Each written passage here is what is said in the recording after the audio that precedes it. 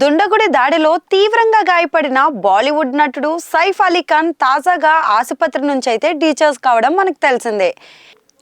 లీలావతి ఆసుపత్రి నుంచి మంగళవారం మధ్యాహ్నం డిశ్చార్జ్ అయ్యి ఇంటికి వచ్చిన ఆయనకు కట్టుదిట్టమైన భద్రతను అయితే సిద్ధం చేశారు. అయితే ఈ సెక్యూరిటీ బాధ్యతను బాలీవుడ్ నటుడు ఒకరు తీసుకున్నారు. దీనికి కారణం ముంబై వేదికగా సదరు నటుడు ఒక సెక్యూరిటీ ఏజెన్సీని నిర్వహిస్తున్నాడు.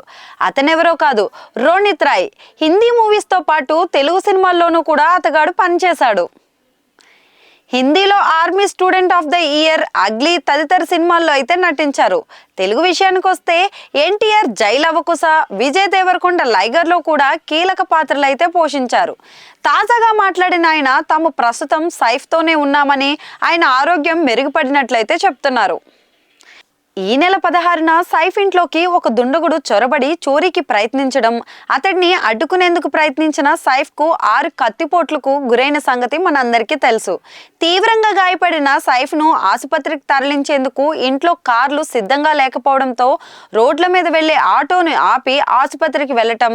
ఈ సందర్భంగా సైఫ్ ధైర్యంగా ఉండటమే కాదు, ఆసుపత్రికి వెళ్లడానికి ఇంకెంత టైం పడుతుందన్న విషయాన్ని అడిగిన వైనాన్ని ఆటో డ్రైవర్ రివీల్ చేయడం తెలిసిందే.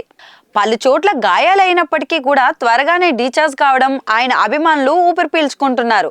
అదే సమయంలో గాయాలకు ఇన్ఫెక్షన్ బారిన పడకుండా ఉండేందుకు బయట వ్యక్తులకు దూరంగా ఉండాలని వైద్యులు సూచన చేశారు. సైఫ్ మీద దాడికి పాల్పడిన వ్యక్తిని బంగ్లాదేశీగా అయితే గుర్తించారు. నిందితుడు మహమ్మద్ ఫరీఫుల్ ఇస్లాం షెహజాద్ ప్రస్తుతం పోలీసుల కస్టడీలో అయితే ఉన్నాడు.